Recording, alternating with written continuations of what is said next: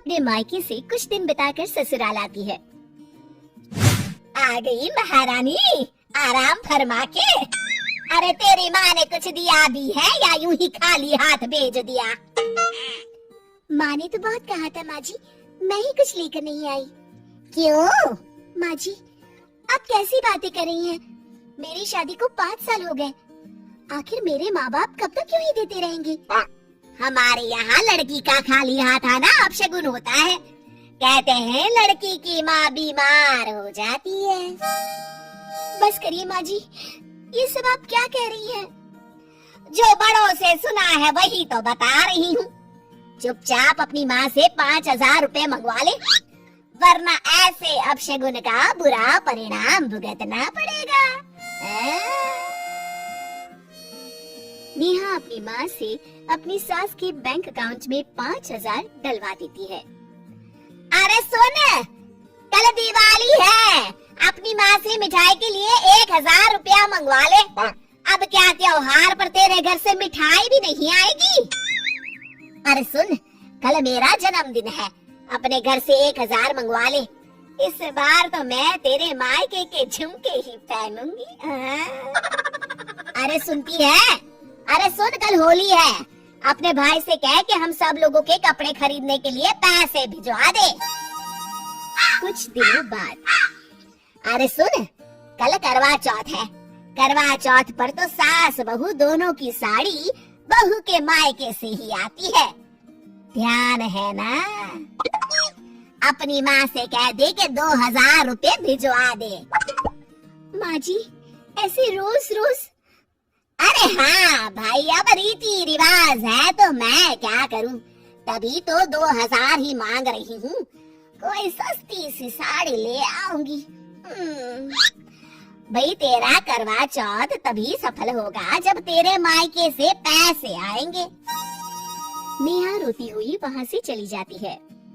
रमा आए दिन ऐसे कोई ना कोई बहाना बनाकर नेहा के माँ बाप से पैसे मंगवाती रहती है। देखो राहुल, आज फिर माँ जी ने मेरे घर से पैसे मंगवाए। कुछ जरूरी रिवाज होगा तभी माँ ने मंगवाए होंगे। राहुल आप भी?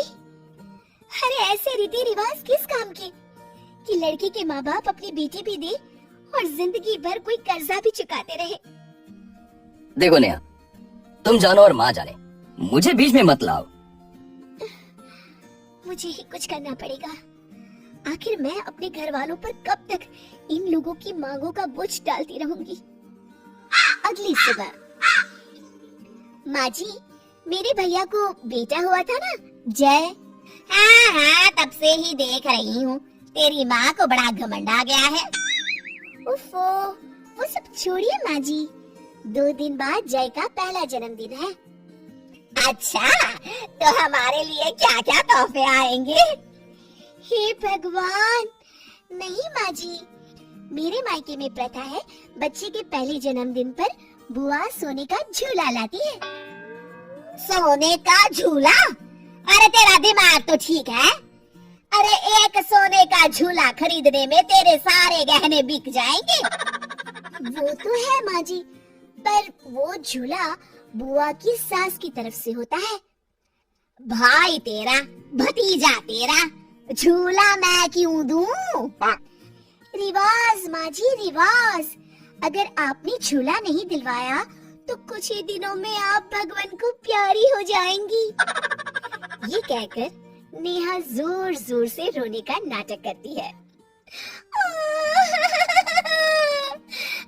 माँ जी, मेरी प्यारी माँ जी। क्या पागल हो गई है?